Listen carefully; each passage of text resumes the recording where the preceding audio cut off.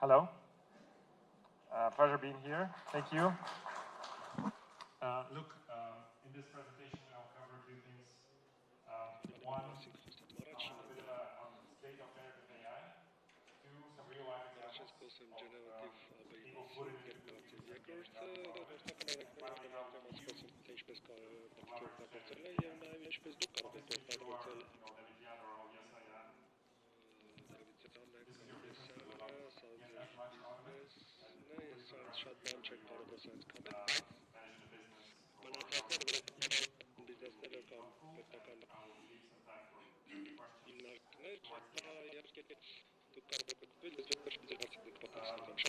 So look, let me start by introducing AI.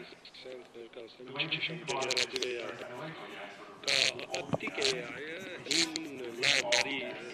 so look, let me start by introducing AI. When you think about generative AI,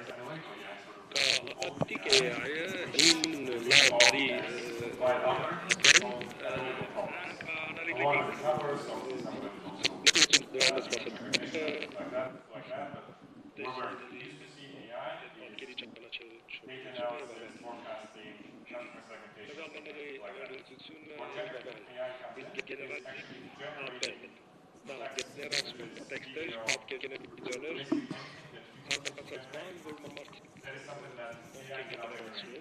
generative AI. And I think one of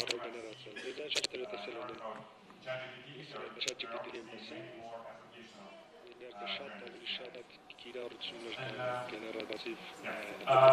some of the research we've done indicates how the value that will come from generative AI.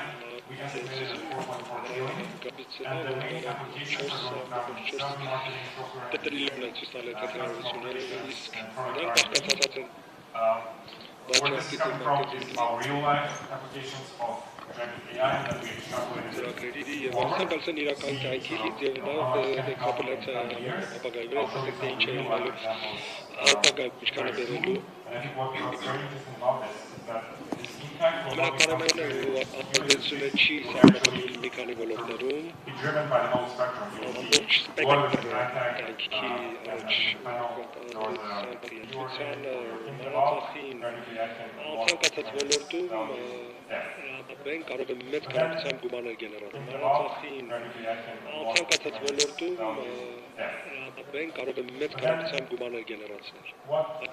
What's important here is 2023 has been the year of AI, but it's not been the year where AI took off. We've all seen, OpenAI, all the startups, I would say that they were the year by the Cambridge Dictionary. The then if you look at the user շատ adoption, կիրառումները շատ հապատվել են, բայց ինչ վերաբերվում է օգտագործողների հարմարվելու, սկսելու օգտագործել, այսպես ChatGPT-ն առաջ տևող it's not 4 սայթով ստեղծել։ it's not deployed. It's already something we use every day. Again, one of the speakers in the panel told us, no, try to use it. And it's not something we use messengers or social networks. We're not there yet. Այնքան ինչքան մենք օգտագործում ենք սոցիալական ցանցերը, մենք դեռ այդտեղ չենք հասել։ Ինչու՞, որտեղ նախնական The consumer demand sort of is there. We see ChatGPT, but then the corporate adoption is only emerging. People are thinking about how they put it to use, how to embed it into my products. Կորպորացիոն եմտացմունք ինչպես լավ բիզնես կարող է օգտագործել, ինչպես օգտվել, մենք շատ բարձր փուլերում ճանապարհի։ Երբ որ խոսում ենք գեներատորների հետ, կես տարի առաջ ինչ են գեներատիվ բան, մասնակցություն է, ինչ չէ։ Իսկ այսօր արդեն ինչ են անում ես դրա բացությունն են ես տեսնում ինչ-որ մեկը ինչ-որ That's a Tech players obviously could not the company put to good use, so one of this alive and the product they're selling. So obviously Salesforce, GitHub, SAP, they all put generate front center in their products. And that will continue. And then I think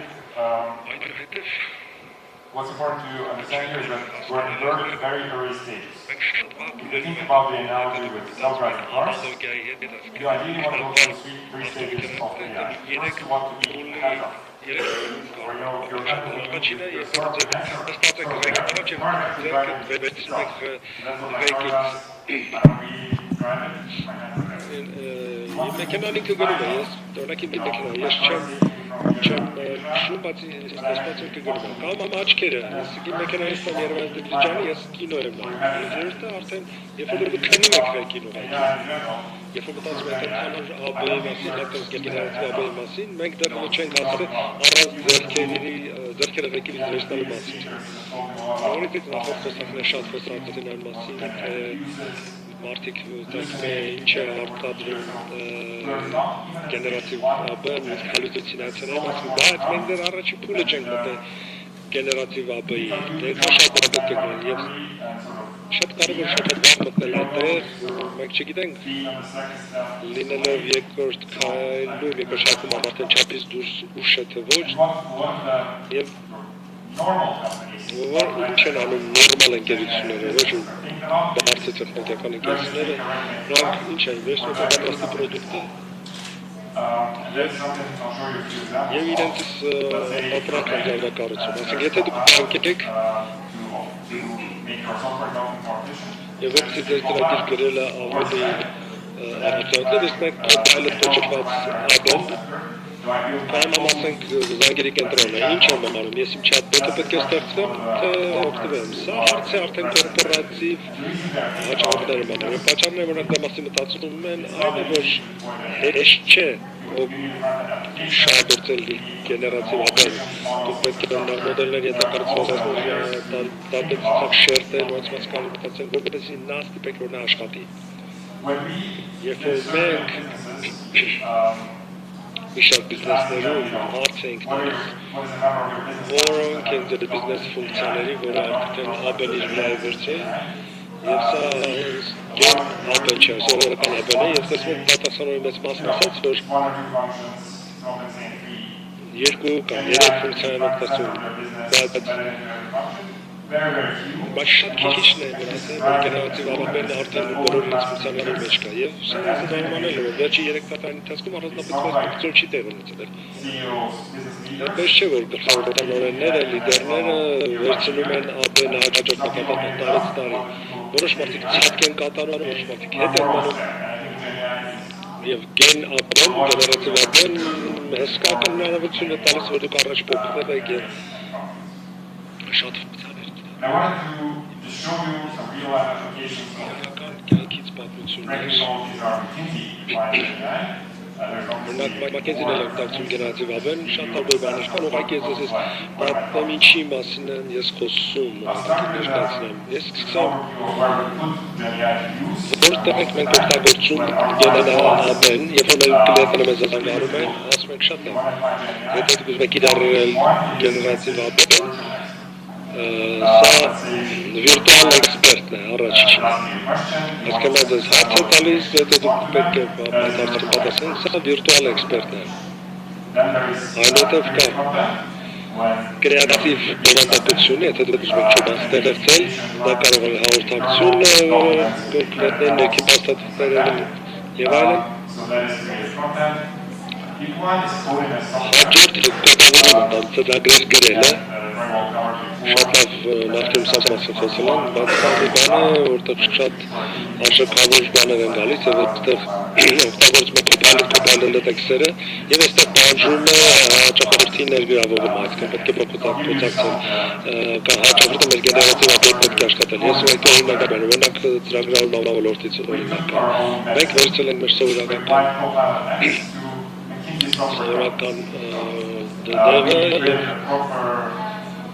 և մենք գիտակագործ էքսպերիմենտ ենք արել և վերցրել ենք 100 տարբեր գիտականներին, տարբեր երկրներում տվել ենք այդ հնարավորությունը, ասենք շատ լավ ունենք ծրագիրը, դուք կարող եք համագործակցություն, համապատասխանատվություն, համաթարգմանություն և բավարարվածության մակարդակ։ Դմիտրին էր ասեցի 50% և բավարարվածության մակարդակ։ Դմիտրին էր ասեցի 50% սանոց արտադրության աճի մասին, 5% բավարարության աճի մասին մենք տեխնիկական ընկերություն չենք, կանալավը չենք, մենք սկսել ենք Հիմա վիճակալավանով մեկ ինչ ենք տեսել, որ մինչև 50% բարելավվեց որոշ գործերում, օրինակ փաստաթղթավորման ոլորտում հսկայական նվաճում ունեցան, որոշ ոլորտում 20-30%, որը անհավատալորեն արդյունավետ է։ Հիմա ասա բարձրացնենք 1 ու 3-ով, դա հսկայական ծավալ է տալիս, ինչն է շատ հետարքիր։ Among more senior engineers, the productivity improvement was higher. Finally, output quality not that affected, at least in the early stages of deployment, and engineering experience was much better. Again, as discussed before, engineers love using GenAI. It helps them spend time on the smart work, not just doing the things and going through the motions. So that is an example of McKinsey deploying GenAI with our own software engineers. Then the next application, it's actually public on our website, so I can give you the name and everything. We worked with ING, obviously an international bank, but we did this work in the Netherlands, where they obviously had a chatbot to respond to customer queries. Like, I want to block my card. What is my commission on this and that? So all kinds of queries, they had a chatbot, and we said, why don't we power the chatbot with GenAI? Will it be any better? Will it be any faster? Will the clients like it more? So that's what we did, and we deployed a chatbot for ING. Hopefully the video is going to work. So what we did is basically, a lot of the questions that are coming from the clients would be a question that can be answered with fairly off-the-shelf information. You have them on your website, your FAQ section. Some of the questions your call center people have already answered. Yeah, I think it works now. So you can put all of the sort of logs of conversations, and then you can have your GenAI model make use of all of this information and talk to your clients. So we have our client say, look, do you want to speak in English or in Dutch? It was in the Netherlands. We made this model actually work in Dutch First, we tried using a translation layer, but then we figured actually the ChatGPT-4 engine is much better than Google Translate and the like. And then we basically had real clients use this chatbot, so we deployed it to production. It wasn't some sort of experiment that we kept to our own. We deployed it, and then the performance of the chatbot, as I said, there has already been a chatbot, has been increased by 20%, which means that quite a few more clients got their questions answered, didn't end up calling the call center or speaking to a live human. They were more satisfied. The bank saved on the cost of this. The second application, the third one, is something I personally worked on, something I've led. I mostly do consulting for banks. So we worked with International Investment Bank, and what we've done is we basically said, look, you have investment bankers. The most junior investment banker is probably making $100,000 per year. How can we actually improve the productivity of these highly paid, highly qualified people, a lot of them MBA degrees, all of that? So not an easy task. What we've done is basically we sat down with quite a few bankers and said, why don't we figure out where do we deploy GenAI in an investment bank? Obviously, smart people, highly paid, their first answer is, you cannot. We're the smartest people in the world, you cannot automate me. It doesn't work. You cannot even help me. We still came up with a few ideas. That was our first step, you can see here, ideation.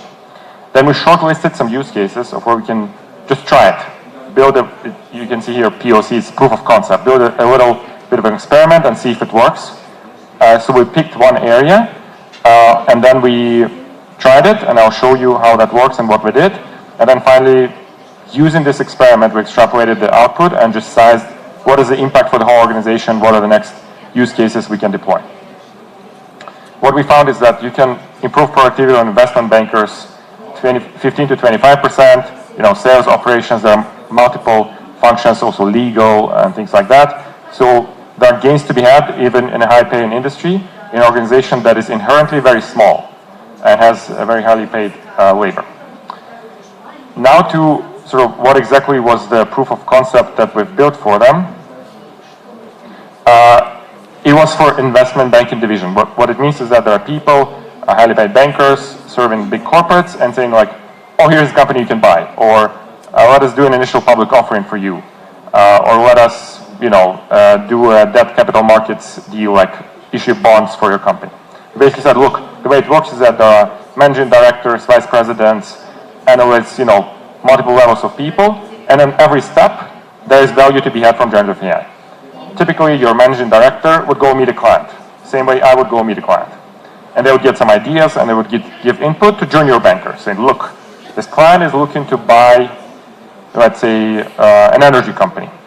Why don't you do a search of energy companies? So there's, this whole step of giving the input to the juniors. The juniors would do a draft. The draft would be reviewed. They'll produce the final document. They will prepare for me. There are multiple steps of getting a deal happen for an investment banker. For every step, there is value to be had. We picked a couple of them, prepared this client presentation, and we said, we'll make it better, we'll make it easier, we'll make it higher quality.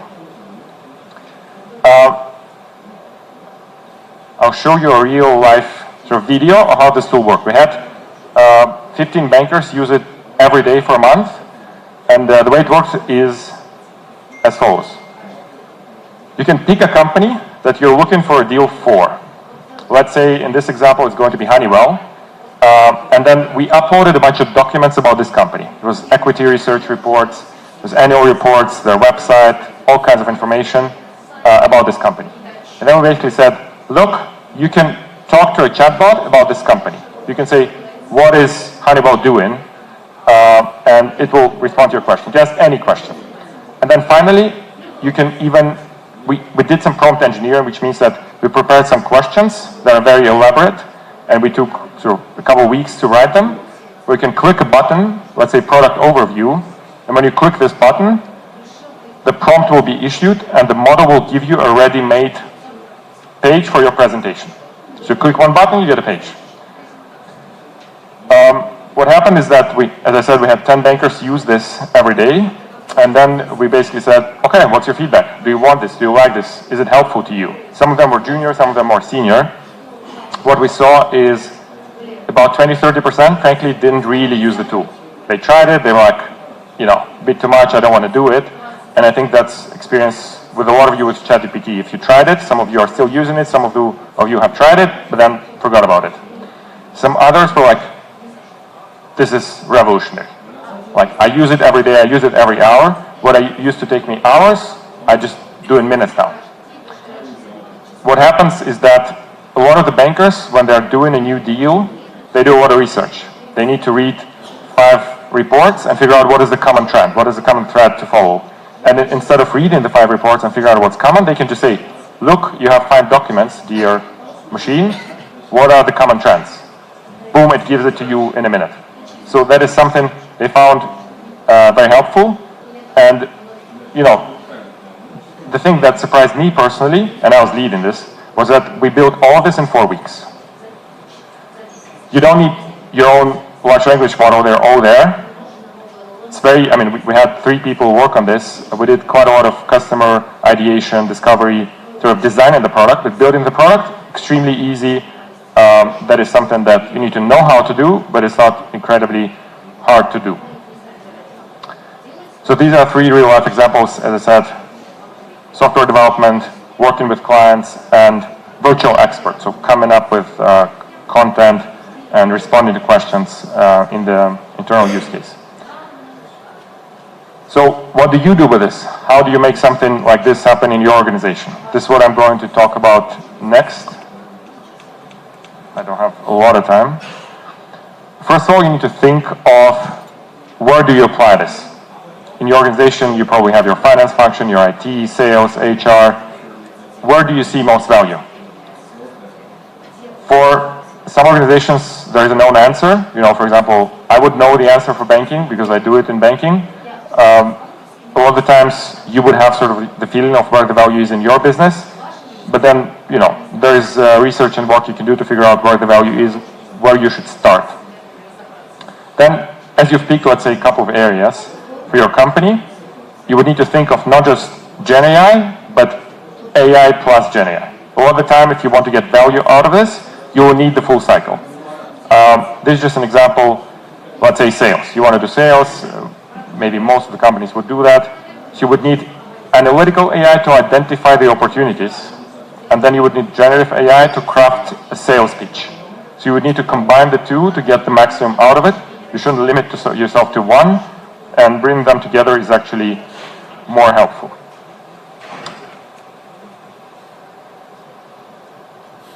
Then, the way we typically think about it is 3 steps. 1, you need a roadmap. What do you do with it?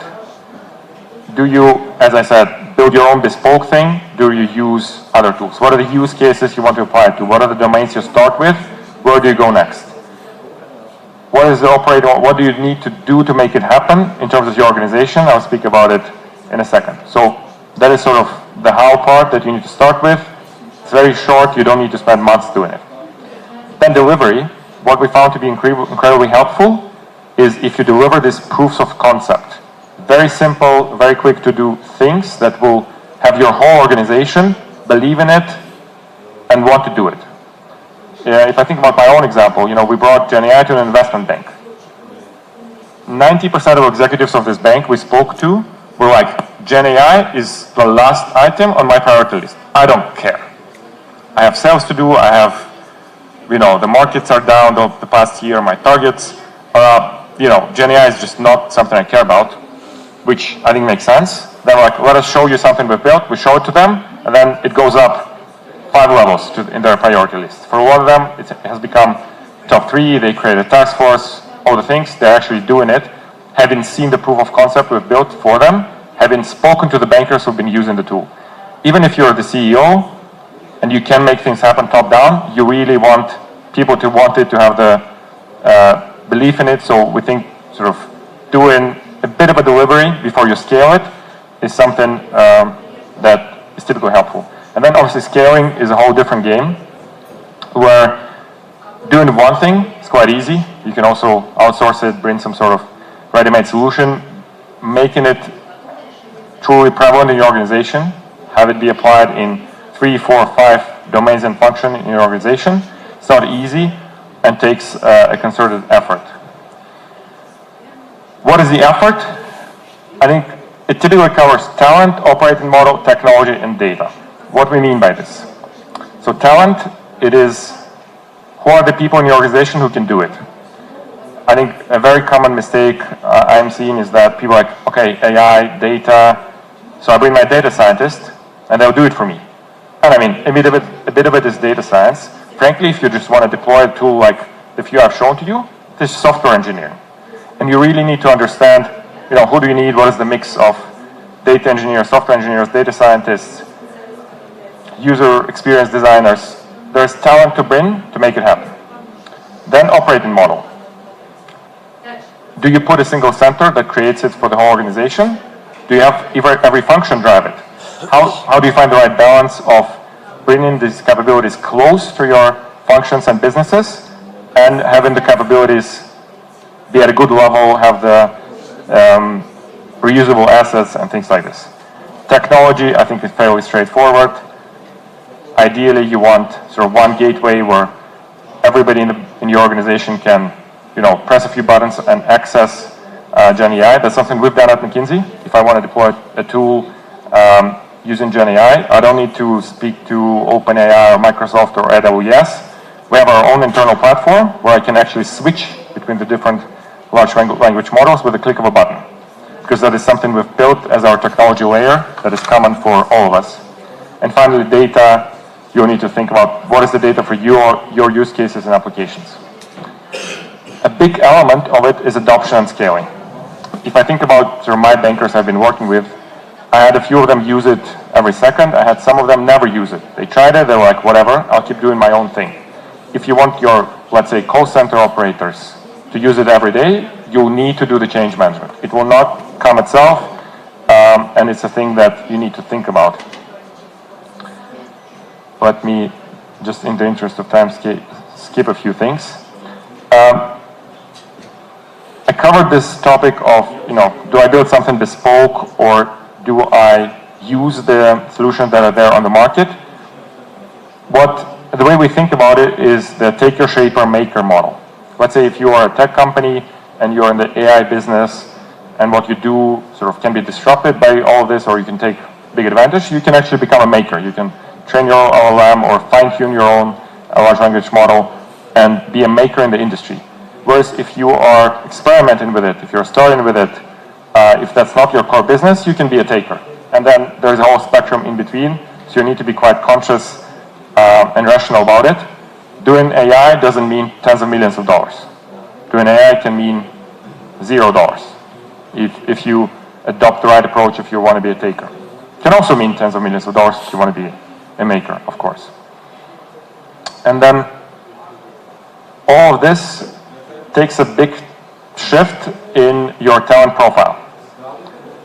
If you want AI to work, you need the models. That is sort of what is the top of the iceberg that you can see. For the models to work and bring value to you, you need the data architecture, you need the infrastructure, you need the UX, you need the actual applications that you are going to use, and finally processes and people. So there are a few layers sort of beneath the iceberg that you'll need to think about and bring forward to get value from generative AI. I'll skip this one. I still don't know where I need to point. So look, to finish this off, I have two messages. If you are a leader, what can you do in your organization to deploy AI? I'll think about it in the following way. What are the two opportunities that can deliver impact quickly and build excitement? What are the simple things you can do with AI? Do them now. Then what are the two things that will fundamentally change your business? Where the big impact will come from? You need to have a clear vision of what are these two and that two, and this will be a big shift in your mind. And even if you take 10 seconds now and think about it, I'm sure knowing your business or organization or your government entity, it will not be hard for you. I did a similar talk at the central bank, and if you think about bank supervision, your bank submit a ton of documents to you. You have hundreds of auditors, maybe tens of auditors, Martin would know, doing it. You probably can do some of the simple analysis with GenAI. So things like that will be very easy for you to figure out what are the two quick things, what are the two fundamental shifts. And then finally, if you are, the government of Armenia, if you are a research center, that's something the previous panel has ended with. What do you do as a country to enable everybody else to use AI and GenAI? You need to build the piping. You need to provide the infrastructure. And, you would see all of the headlines in the newspapers, Netherlands building its own language model, Sweden, the Arab countries, Japan. A lot of it is driven by the fact that the quality of output of the large language models can drop a bit or significantly depending on the language. I haven't seen research for Armenian. I tried it a bit.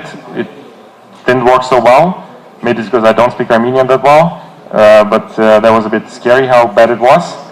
So what is Armenia going to do exactly? I think what the panel landed on was, we need to provide infrastructure, but what exactly does it mean? Who is going to do what and when? What is the deadline? How do we make businesses use it? I think there are quite a few questions to answer, and the word strategy is quite overused, but what are the niches where Armenia wants to lead?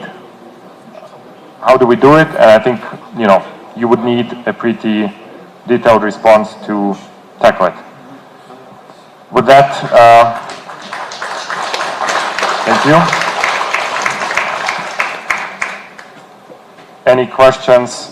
I understand English and Russian very well. Armenian, not so well.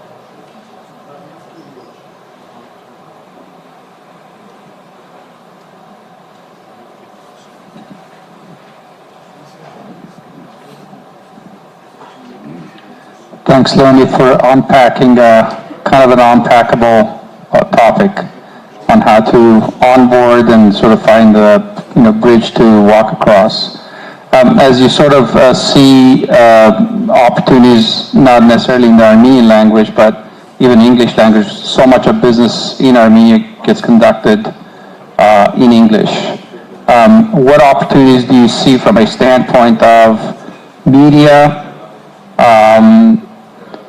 creating narratives that kind of serves the nation in walking across the bridge on AI?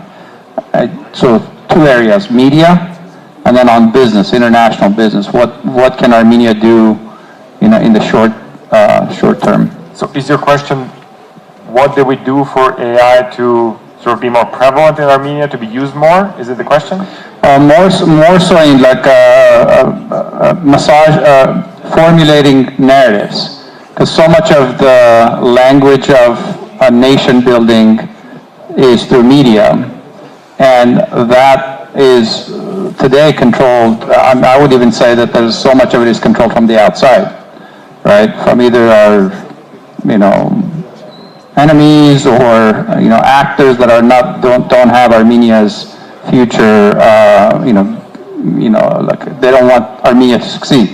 So what are the opportunities? So much of the media that we consume in Armenia and about Armenia tends to be not serving the nation.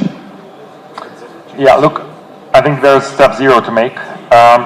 If I ask each and every one of you to write down what is Armenia, what's the future of Armenia, we will not have anything remotely close to a single narrative. So then if I ask some of you, do we need a single narrative? Do we want it? Does it take us forward? Some of you will actually say, no, we don't. So before we get into AI driving this and being used sort of day to day to get it across, I think there is step zero to make is somebody thinking we need this. And I don't think we have this conviction in the country that we need this narrative, that it's a challenge. You might have it, judging by the question you've asked. I think they have never discussed it with government officials, some of them here, but I'm just not convinced that we've made this step 0 before we get to AI helping in this. I don't think I have a direct response to your questions. Can I modify the question a little bit? Assume for the moment that the government of Armenia hired McKinsey to give them a road map of how to use AI as a tool to reinvent Armenia. Can you give us 4 or 5 topics that you'd outline for them? I'll try. And I'll actually use some of the ideas coming from the panel that was here on the stage before me. So number 1, we would need to identify the high priority areas, we could call them niches, where we will be the champion. We cannot compete with China and India and the US, as was discussed.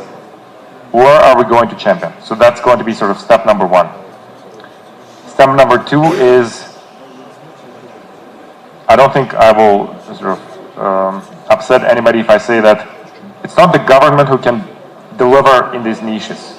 The government can enable the private companies, the international businesses to be there, but cannot really deliver. So it's going to be, how do we enable? I think quite a bit of it is going to be, how do we get it across? How do we bring these companies, how do we get them to know about it? There's going to be a whole discussion on talent. How do we enable it to happen? Everything that we planned. And I think there is something that in Armenia people are not excellent at. It is execution.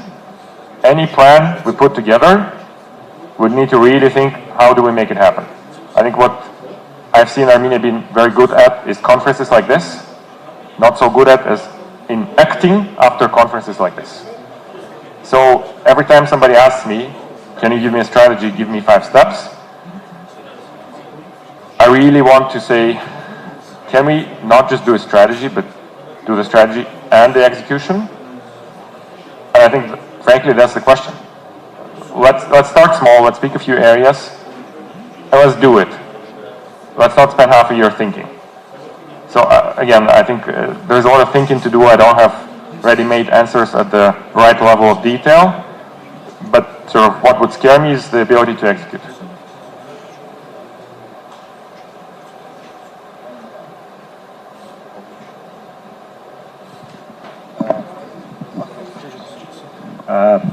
Thank you, Leonid.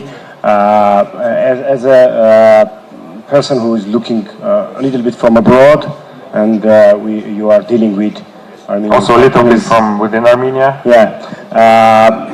From the technology penetration and the absorption point of view, what do you think is the most severe barrier or legacy, most rigid legacies that is stopping us or will stop us to absorb and have these technologies and others as well, but specifically AI technologies?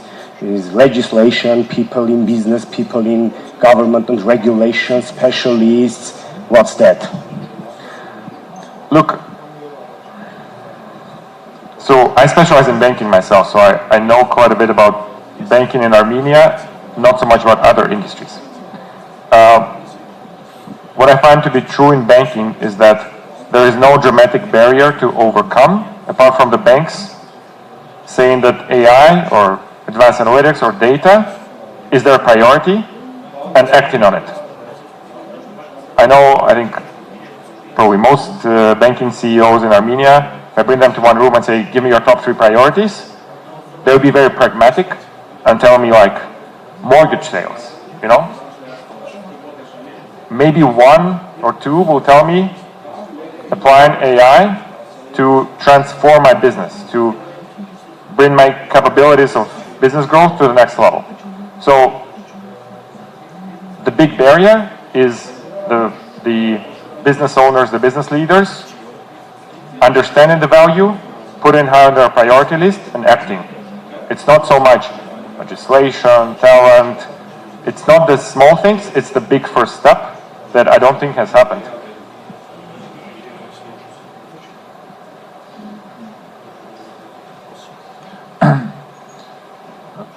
My question is about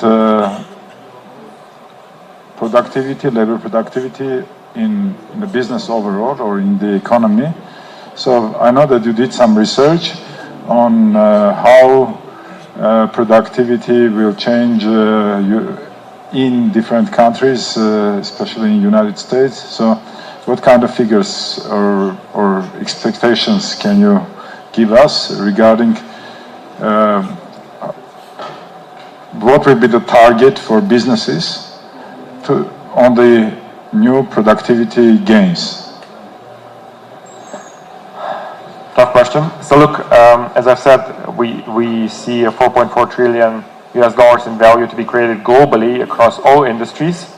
And then how will this value sort of be generated between the developing world and the developed world? We don't have a clear answer.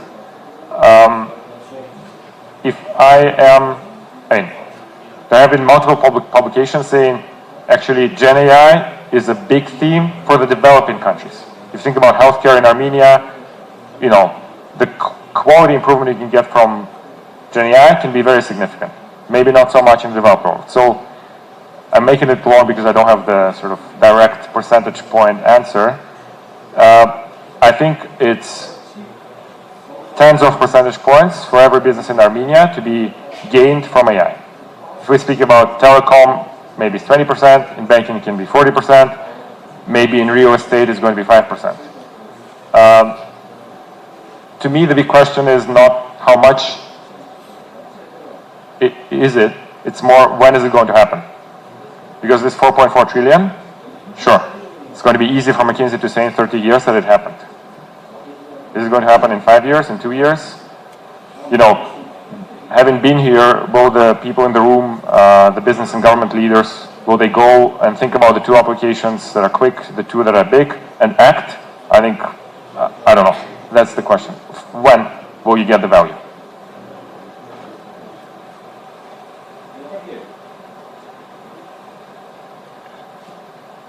I think that's it. Могу я задать вопрос? Пожалуйста. Спасибо. Я представляю Национальное собрание Армении. Я, исходя из того, что сегодняшняя конференция называется «Искусственный интеллект для бизнеса», я хочу задать такой вопрос.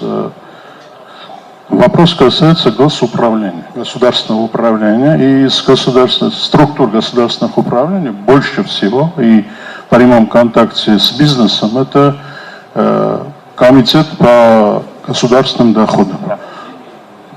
Как вы думаете, применение искусственного интеллекта именно в этой сфере может привести к тому, что повысится и эффективность государственного управления и улучшит отношения бизнеса и повысится, скажем так, эффективность по взаимоотношениям со сложной структурой, потому что взаимоотношения бизнеса с управлением, с комитетом по госдоходам, она всегда сложная. То есть бизнес платит налоги, но всегда возникают проблемы, всегда возникают эмоциональные, технические проблемы, которые мы пытаемся, да, законодатели решать принятием новых каких-то дополнений к законам. Но это может быть техническим процессом, если, по моему мнению, при применении искусственного интеллекта. Если у вас есть какие-то рассуждения по этому поводу, пожалуйста, поделитесь. Да, вы знаете, я начну с байки такой. Мы один раз пришли в подобный орган в одной стране. Я там тоже был как специалист по аналитике данным. Мы говорим, давайте мы вам расскажем, как применять аналитику данных в налогах, сборах и так далее. Значит, мы пришли с нашим списком лучших практик. В общем, все закончилось тем, что нам пришлось обновить наш список лучших практик. Потому что они были далеко в космосе относительно того, что мы знали. Мы на самом деле сами много делаем применения данных аналитики искусственного интеллекта для налоговых органов по всему миру. И в разных странах и развивающихся. И делаем это в основном для повышения точности. Также мы делаем для повышения собираемости. И, наконец, последнее, что мы делаем, это с точки зрения открытости. Значит, по точности, я думаю, примерно понятно, что если вы будете собирать данные, не знаю, со всех платежных терминалов, вы сможете гораздо точнее определять какие-то возможности, где что-то не хватает, что-то не сочетается. И там есть миллионы источников данных, которые вы можете использовать для повышения точности. По собираемости это вопрос коммуникации с налогоплательщиками, который тоже можно персонализировать, который можно делать в правильное время, в правильном формате, в правильном канале. Для этого всего искусственный интеллект тоже очень много применяется. И, наконец, по итогам обычно шага 1 и 2 выясняется, что налоговый орган становится органом, у которого есть больше всего данных из всех вообще в стране. Что мы делаем с этими данными? Есть вещи совсем на поверхности, это принятие решений. Например, если мы хотим, чтобы в Министерстве экономики было принято какое-то решение, мы можем просто посчитать, какой будет его эффект, зная, не знаю, какие-то показатели различных компаний, различных секторов. Есть вещи чуть глубже. Например, налоговый орган про каждую компанию Армении будет знать все их платежки, транзакции, в общем, на огромном уровне деталей. В то же время в Армении есть банки, которые хотят кредитовать, скажем, малый бизнес или средний бизнес, и у них этих данных нет. Если вы по API дадите банкирам доступ к данным про компании, банкиры смогут гораздо точнее оценивать риск, кредиты будут дешевле, армянские компании будут расти быстрее. Я не говорю, что это не делается, может, это делается, я просто не в курсе. Но точность, собираемость и такая открытость данных для дальнейшего применения – это вещи, которые очень много налоговых органов во всех странах работают, и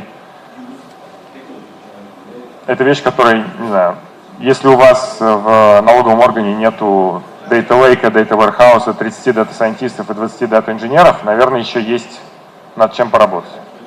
Но я, честно скажу, не был конкретно у вас, не знаю так подробно, и, может быть, там уже все прекрасно.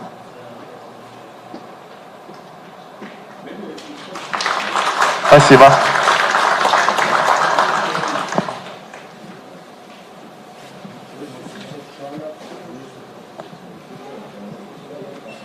Last but not least, Dawid Յանը, founder and chairman of the board of ABBYY, will introduce a very intriguing, thought-provoking idea.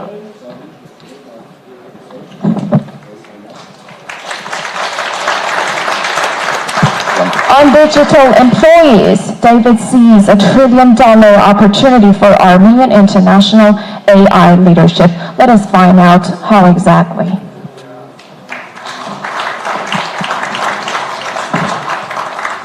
Hello. Բարևձեզ, добрый день. What if I told you that Armenian GDP might triple in 4 years? Today I would like to talk about extremely new type of technologies which can bring Armenia to the next edge of the development. And for some reason my clicker doesn't work. If it works now, I'm trying now.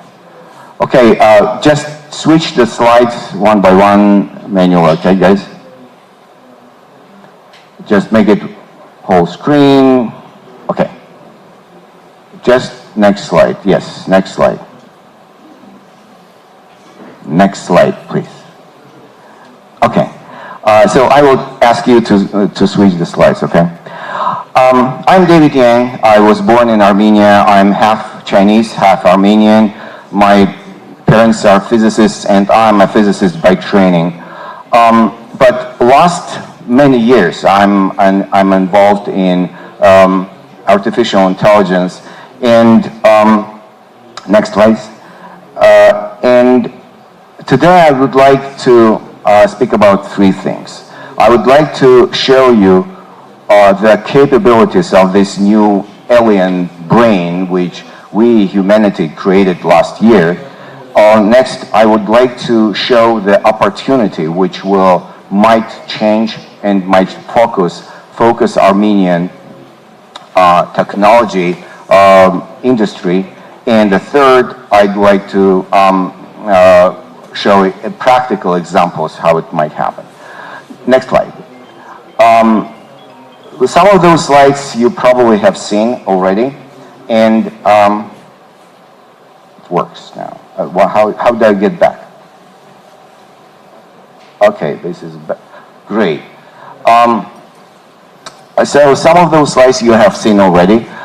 This is the academic research on the AP tests, professional academic tests, exams, which large language models, specifically GPT-4, passed. So currently we can see that actually almost a year ago, the GPT-4 already exhibited human level performance on the majority of tests. But this is not interesting. It goes, okay, I will figure out. Okay. Interestingly, but we never thought that artificial intelligence will not only possess analytical skills and professional skills, but actually humor. This picture shows this incredible description. It says, the question was, now, what is fun about this image? Describe it.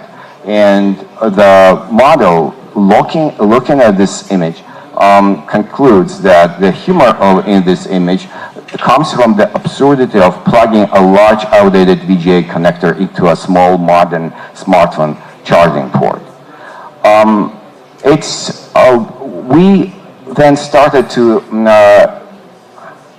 where should I point this? If I press, interesting. Technologies are still have to evolve. So it's,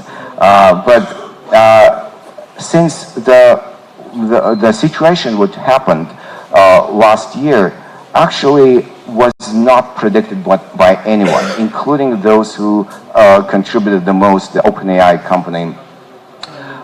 This situation, scientists cannot name magic because scientists don't like this word magic. They created a specific word for it. They call it emergent behavior. Эмерджентное поведение по-русски. Emergent behavior. When you created something which you never predicted which would work this way.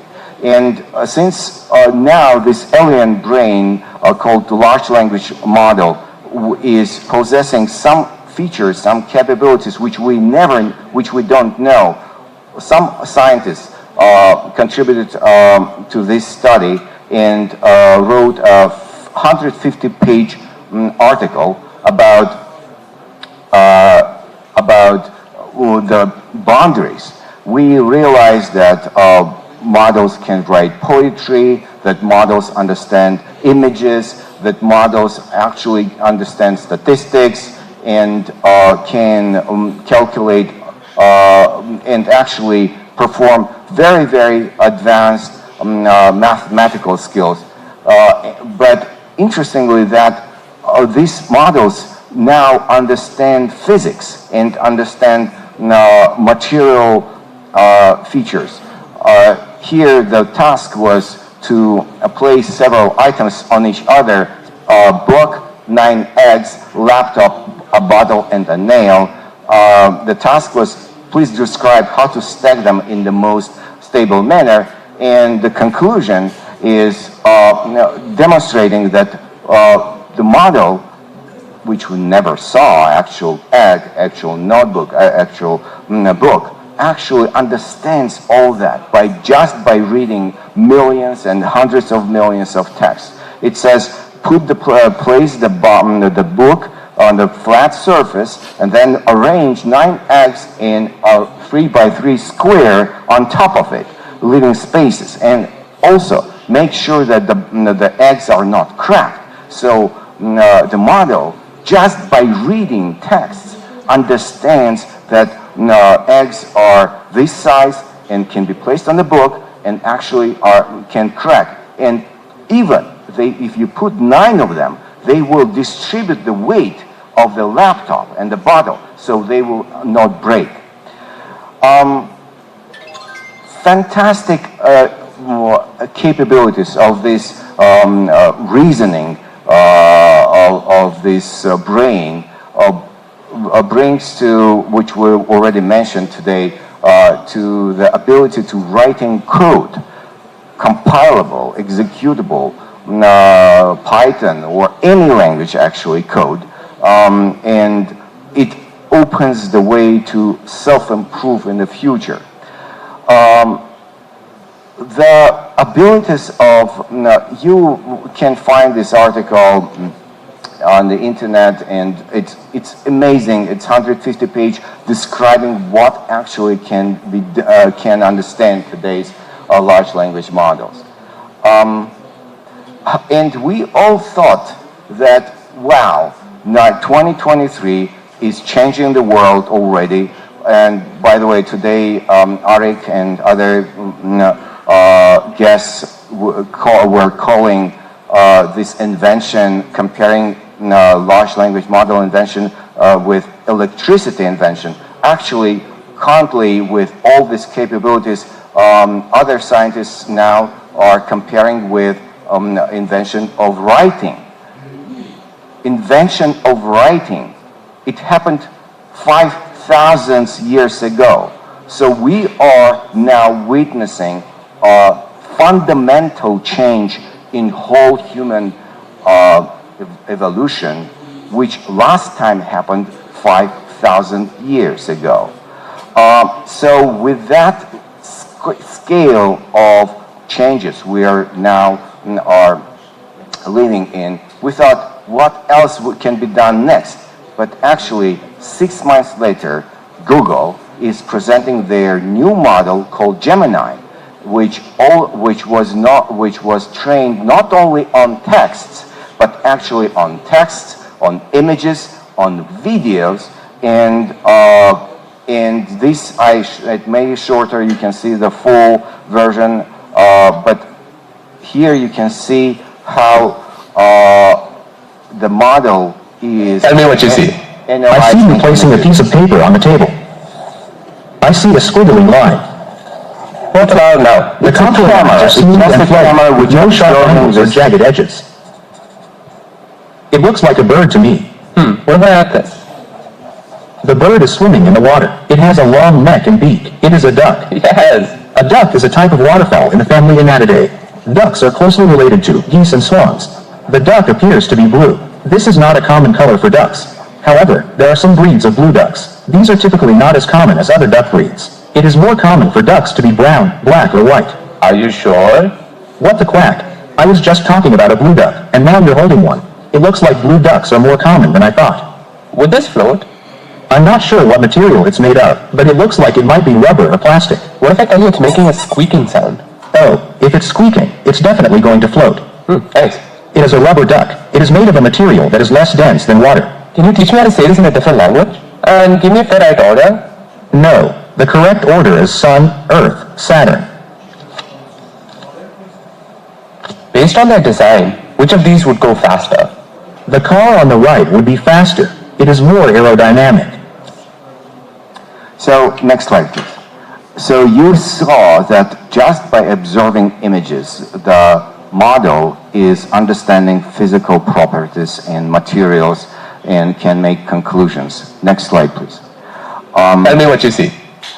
I was so amazed last year with all seeing that development, and I was asked to present at the conference devoted to consciousness of animals. It was it took place in Dharamsala, India, where scientists from all the world, including Chernigevskaya and Kaplan and many other scientists presented from Australia, from Spain, from Japan, presenting studies about consciousness of animals. My speech was about consciousness of AI. I was wondering whether AI will ever possess consciousness and free will. I asked this question to His Holiness Dalai Lama. We had this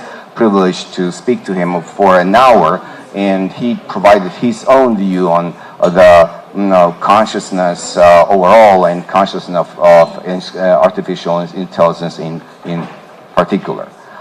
Now, when we overviewed this incredible potential which opens up this new alien brain, let's discuss something practical. How can we benefit from it? How can we, as a businesses benefit from it? How we, as Armenia and other countries, benefit from it? What's the difference between the brain, and a worker, a human? The difference is that brain cannot speak. The brain cannot walk. The brain cannot touch, cannot turn on or turn off something. The brain cannot act. The brain can only think. The same is happening in AI applications. AI model is a brain, but AI model is not working. It's not acting. It doesn't have active abilities to change the world. There should be eyes, hands, ears, or feet, and other organs which will help this brain change the world and do something.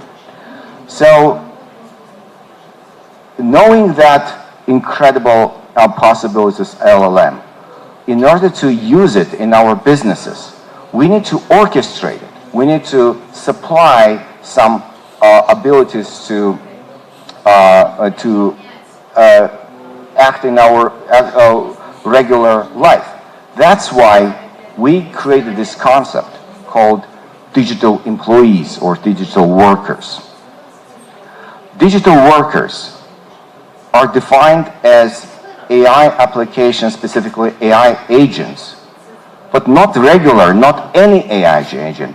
Those agents which augment entire human behavior, which possess human abilities, human interfaces, human workers interfaces. That type of agents we call digital workers.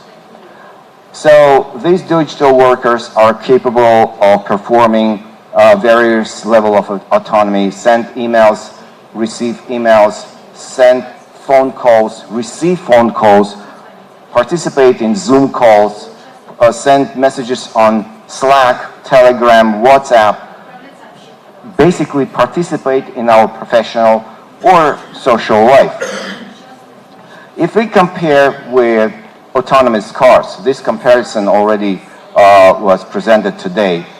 Autonomous Cars Society suggested 6 levels of car autonomy. The level 0 is no autonomy at all, just regular car. Level 1 is a cruise control, when the car only can change the speed. Level 2, when the car actually can stop in front of the obstacle. Another level is avoid the obstacle by turning. And finally, level 5 in cars is a car which actually can drive as human without GPS, without any other information, just from point A to point B. The same 6 levels we suggested for digital workers to AI agents. Level 0 are the general productivity tools like Microsoft Word or Excel or CRM. No autonomy at all. Level 1 is so-called RPA, robotic process automation tools, which can only automate steps.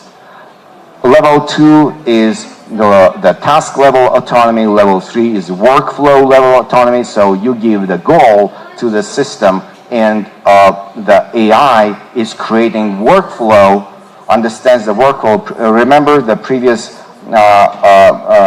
presentation when it was someone had to create workflow. So imagine AI agents which actually can create workflows by themselves. 4 level is exception level of autonomy.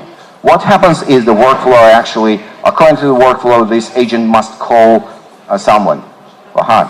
But Vahan's phone number is not answering. Exception.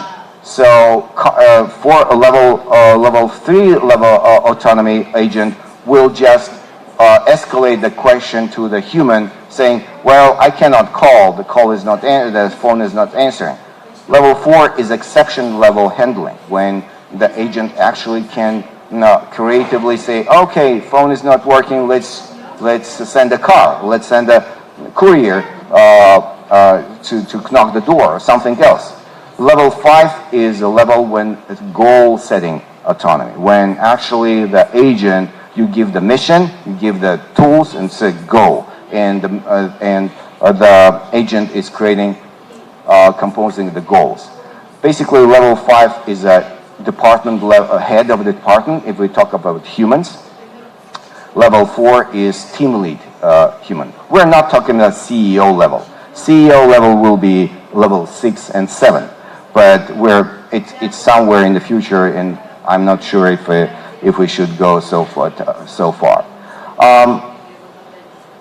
How appearance of that kind of autonomous digital workers will change how whole world. According to Goldman Sachs, 300 million jobs will be affected in the world. How many overall jobs exist in this area? We're talking about knowledge workers. There are about 1 billion knowledge workers in the world today. 300 million additional knowledge workers without the bodies, non-human knowledge workers, will, in our opinion, will be added to this number. They will not cannibalize, they will not eat up 300 million jobs, leaving 300 million people out of work. No.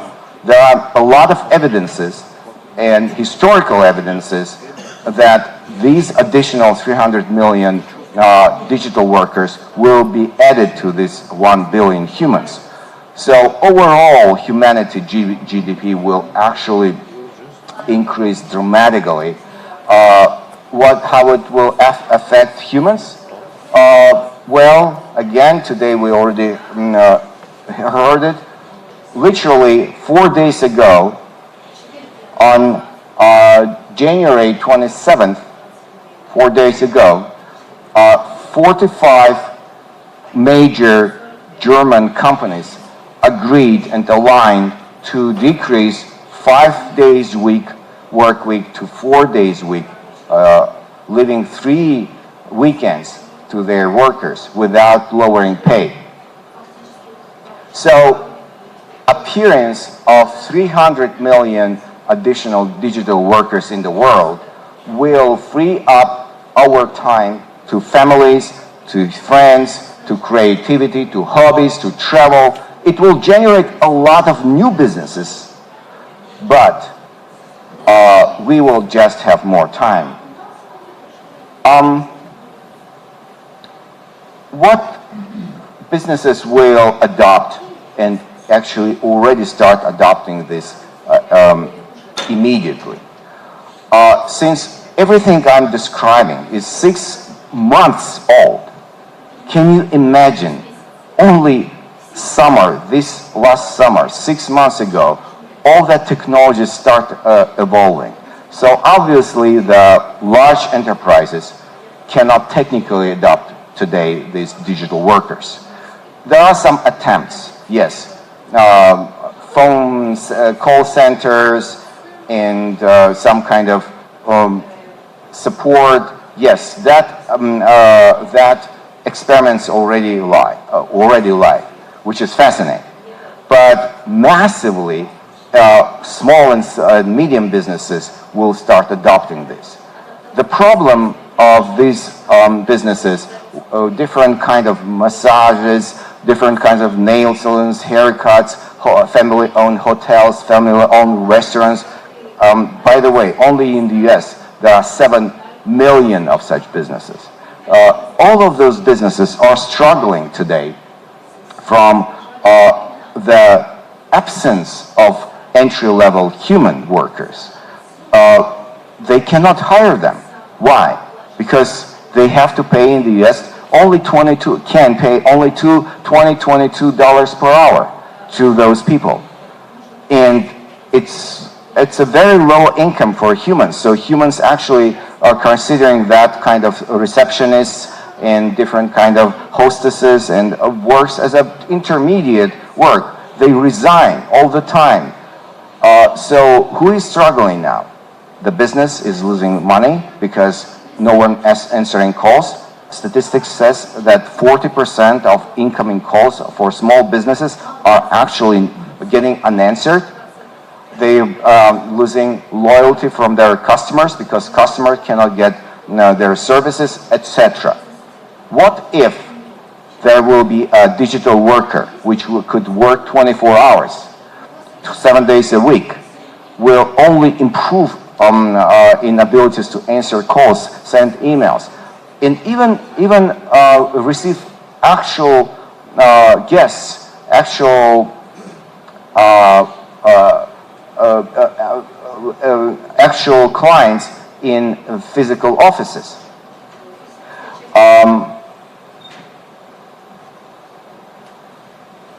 We created a platform which allows to creating this type of digital workers in 2 hours, in 2 days, maximum 2 weeks, augmenting entire human behavior. Digital workers can accept calls, can make calls, can join Zoom calls. For example, this example is of a digital worker which lives literally on your website. Can you please switch on the video on this slide?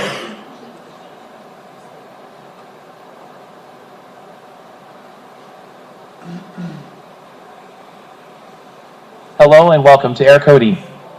How can I assist you with your business automation needs today?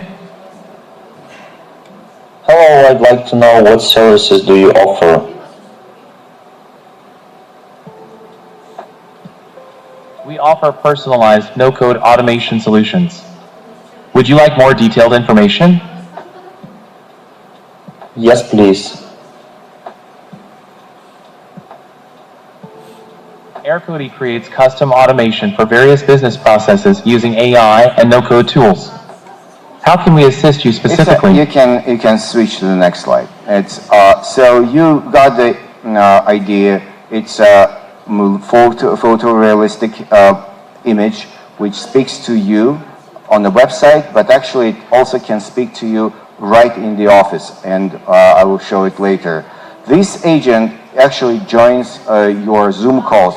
Again, it's an interface. Actual brain can access your ERP, your CRM, your financial systems. If you created or you hired, let's say, your financial,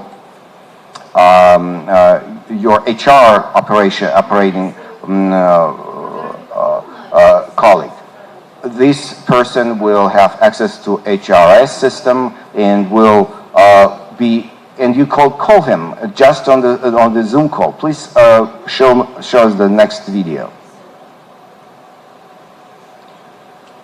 So here you will see on the upper right corners humans, and lower right is the AI digital employee. I don't think so. Janet, could you tell us our profit for the last 2 quarters? Sure, Eric. This quarter's profit was $300,000, and the last quarter's was $260,000. Janet, does that account for our marketing expenses? Yes, Kate. It includes all operational costs, such as marketing. So it looks like even taking into account marketing costs, we're better off than the last quarter. You can switch to the next slide. So this way, we allow our digital employee to join the calls. And this is an example how the receptionist, physical receptionist in your physical office might look like.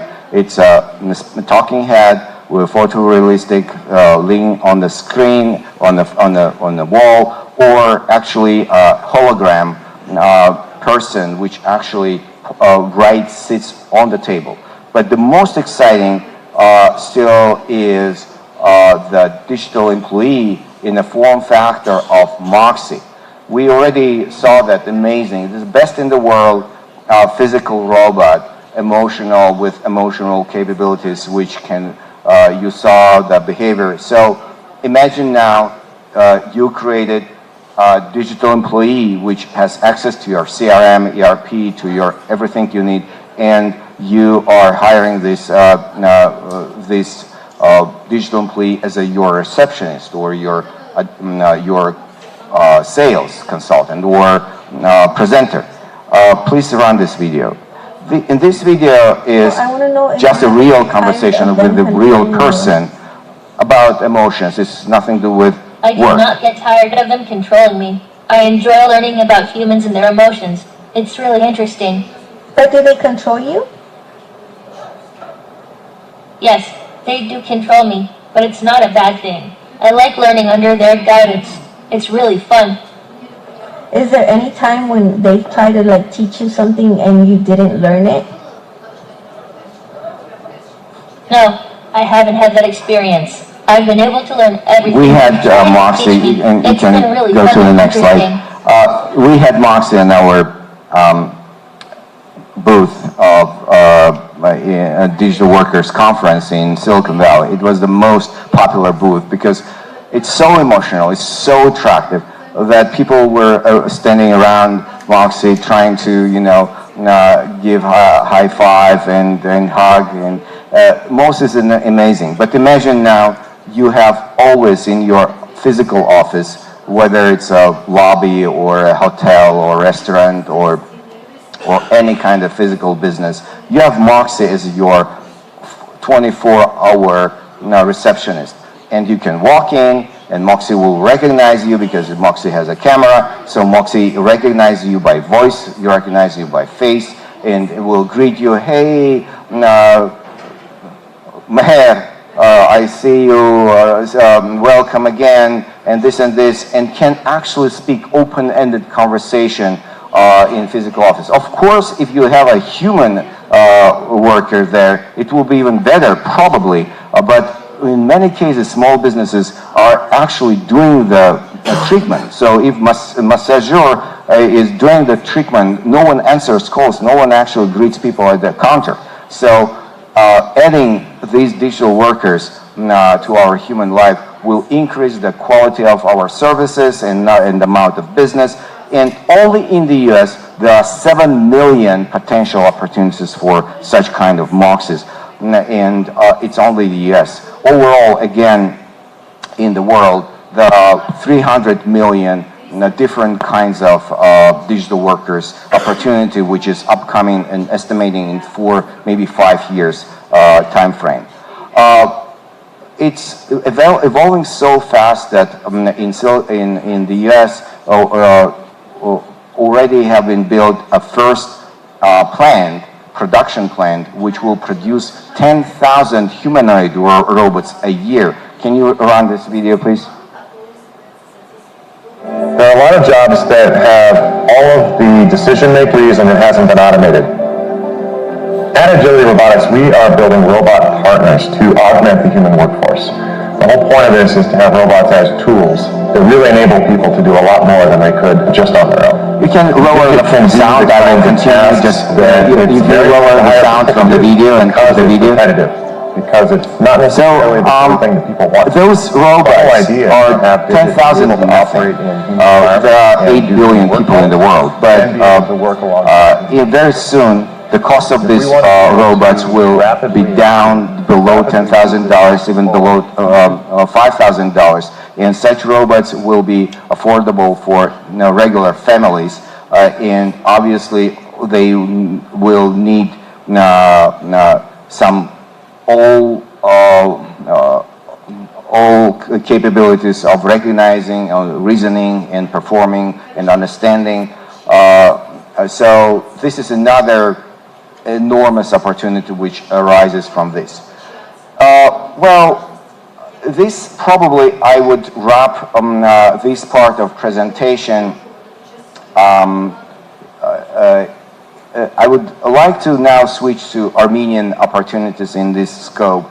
So we have discussed today about the focus. I don't remember who was on the panel who said this, you should focus, but focus is something which in Silicon Valley we learn and hear every day. It's something what to do, but even more what not to do. Well, so focus. What kind of, how Armenia might contribute to international, this tectonic shifts. I started my presentation with a question whether Armenia can triple GDP in 4 years. Current Armenian GDP is estimated between 15 or 18 billion dollars. Look, 300 million digital workers will appear. Who will create them? Those people who create these digital workers called flow designers. Specific people who actually train just empty shell platform to be connected to the phone, to be connected to CRM, specific to this particular company CRM. So those people called flow designers. This flow designer spent about from 2 hours to 2 days, sometimes 2 weeks, and they create full-blown digital worker. How much does digital worker cost? For the business, it costs about $6,000 per year. Well, compared to about $60,000 human worker of an entry level in the US, 10 times lower. Still, $6,000. Imagine Armenia will become a hub, international place to go, where Armenian engineers can create such digital workers in scale. Only if Armenia would create 3 million digital workers out of 300 million. So 1% of international world capacity of future digital workers. Only if Armenia will contribute one of them to the international markets, obviously. It will already double Armenian GDP. I estimated this $15–20 billion in revenues of those 3 million digital workers. And if Armenia would do not 1%, but 2% of international capacity, it will, again, altogether it will triple Armenian GDP. What's the beauty of that is it's a not physical product which Armenia can export to the world. It solves the logistical problems, etc. Creating own large language model. I'm a little bit doubt about it because it requires so much infrastructure, power, connective lines, data, and many other things. I'm not sure Armenia can be superior and succeed creating its own large language model. But it doesn't mean it shouldn't try. I mean, some actions in this specific models, generate models, transformers for agriculture or something else should be done anyway. But still, I'm not sure Armenia will create something comparable with Llama 3 or GPT-5 or Anthropic or, I know, Mistral. But why? Why we should go to somewhere where competition is so high already? Creating such orchestration above digital large language models, which actually will contribute, and we will be working around the globe. That might be a point of the focus. Another element which I just wanted to share is is,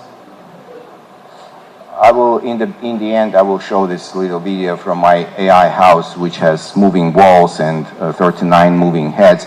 Paula was there, and maybe some of my guests here also.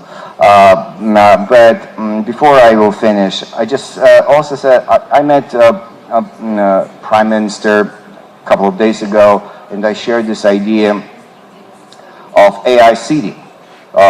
Imagine what's the problem of AI people, AI scientists? The problem is absence of data. You can attract the best AI brains only to the place where you have exclusive big data. That's why, for example, China is now already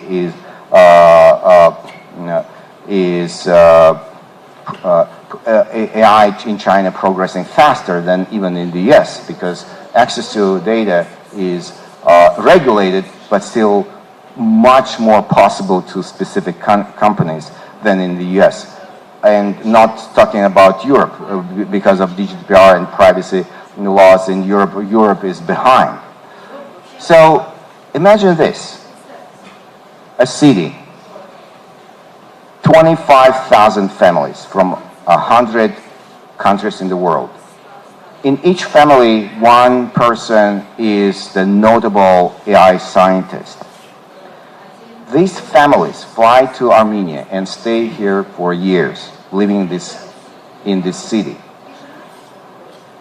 And the only one interesting difference in this city, and why actually they will go, because in this city they donate and contribute all their personal data, including voice, including facial emotions, including blood tests, including all hormones, oxytocin, dopamine, serotonin, and blood pressure, and oxygen levels, and everything which comes in and comes out from the person.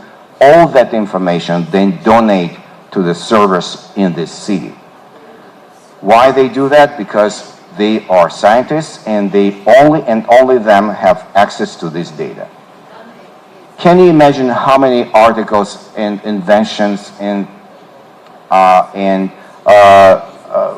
innovations with personalized genomic medicine, with social scientists, in business, in everywhere, in agriculture, everywhere will appear from such place. It's an international space station on Earth. It's a place where Armenia will become the place where every country will speak about. Like they speak about big collider in CERN, like they speak about the International Actual Space Station.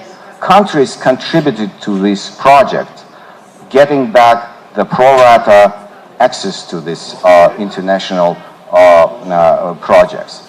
If Armenia will be brave enough and will find a leader which will make it real, with the Prime Minister and President flying to Meta, flying to Google, flying to Amazon, flying to NVIDIA, Intel, and everywhere, and on government levels will agree creating that place where people will contribute what, 25 or 50 billion dollars, and altogether in 5 years such city already can contribute first new articles and new inventions.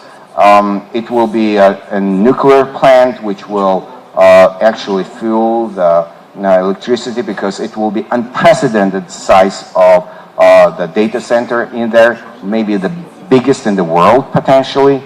And anyway, obviously it will impact whole Armenia, because all infrastructure will change, and some of those intelligent minds will actually stay here.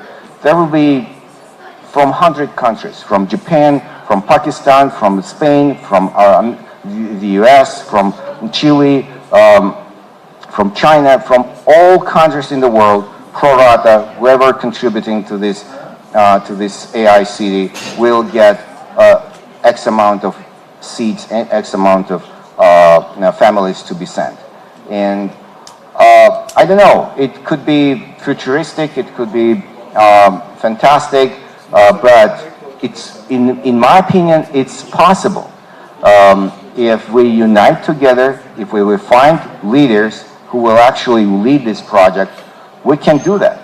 So, 2 ideas about Armenia, several ideas about AI digital workers, and thank you for listening.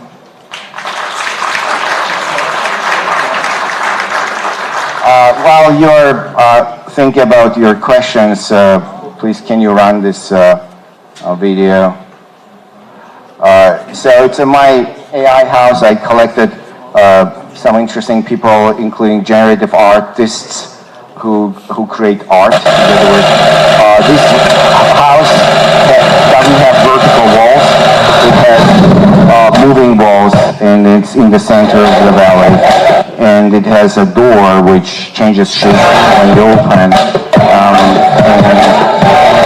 It has 2 robotic dogs, Abigail and Leo, you can make it lower, a little bit sound lower. So Abigail and Leo, 2 non-biological dogs who live in this house, together with Morpheus, non-biological companion. And this is a musician performs music by Morpheus, AI music. And it was an interesting topic. It was less than a year ago when all that, revolution started. And this door is 1 pound, 2,000 pounds, 1 ton, which I designed for this house, so it's changing shape. Anyway, AI is, here's Leo. This is smaller guy is Leo. And also we have a biological cat, Bixie, but he was shy. Okay, thank you.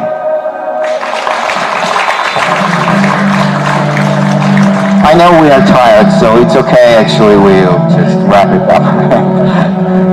Yes.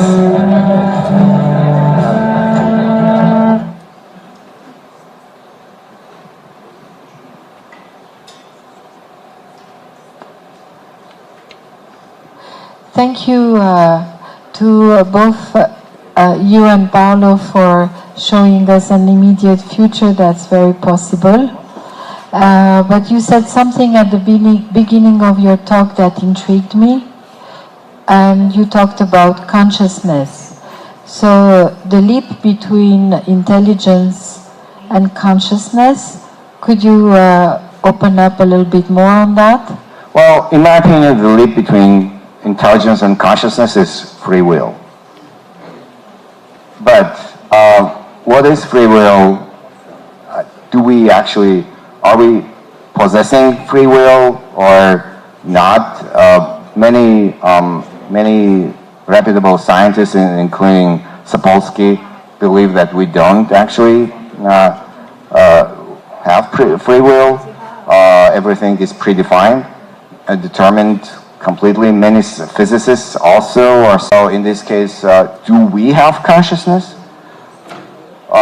Anyway, in my opinion, yes, we do have free will. Even I'm a physicist, I have some kind of my own interpretation of how this free will is, where this free will is coming from, and why it's not contradicting with physics.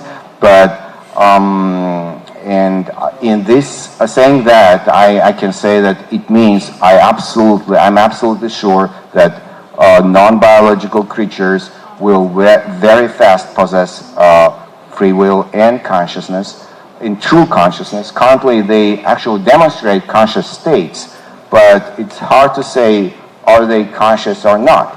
But as soon as quantum computing will actually be running large language models, in my opinion, in that case, we might already witness actual consciousness and actual free will. I know we are very tired, so any question? Okay.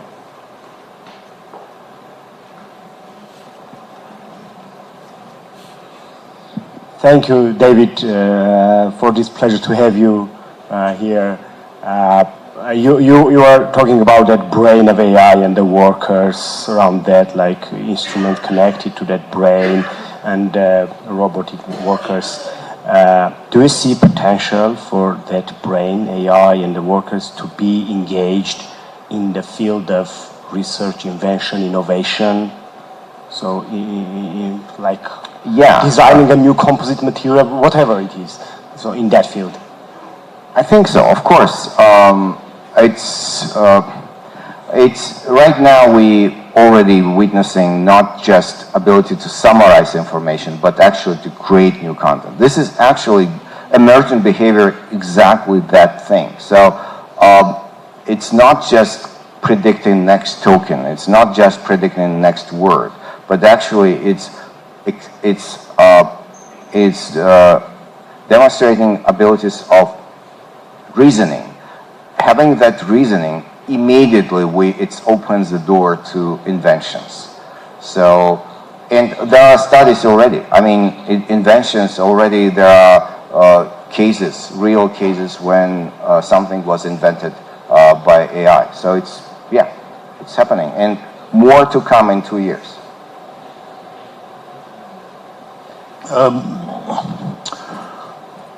Спасибо вам большое. Это было прекрасное представление и прекрасное понимание возможного будущего. У меня два вопроса. Первый вопрос – это информационный.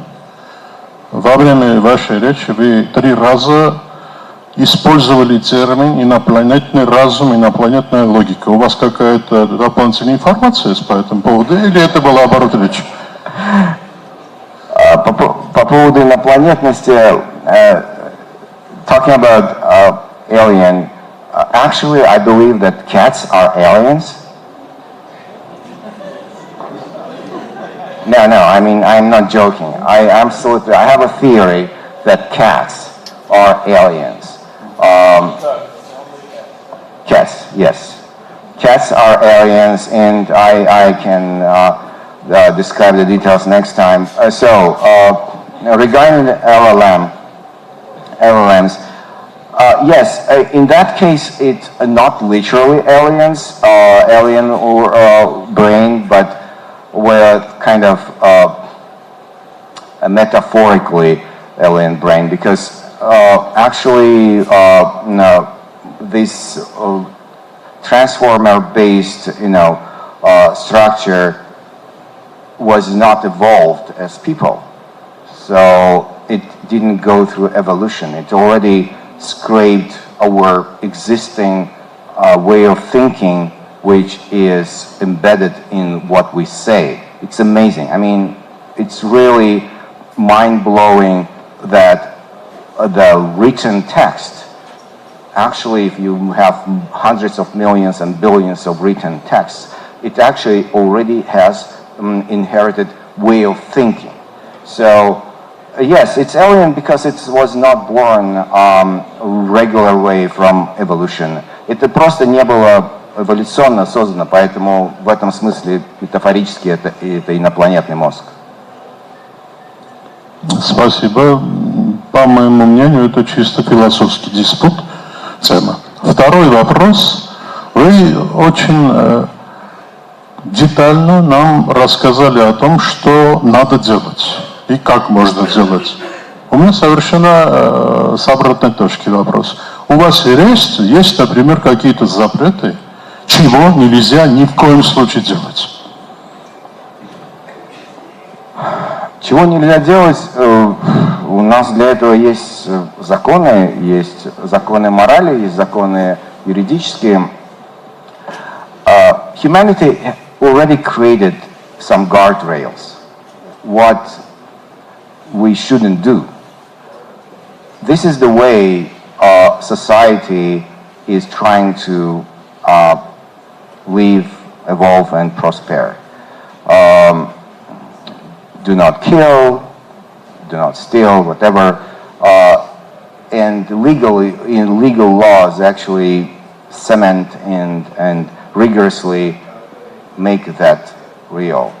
So ethical rules and legal rules, the same is applied to AI. So when we're saying what will happen with AI when AI will become much stronger than human brain, which is inevitably happen, not that far away from now. In my opinion, first, we will have to admit some AI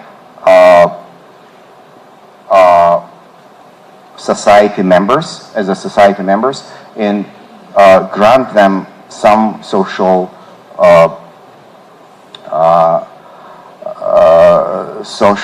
rights.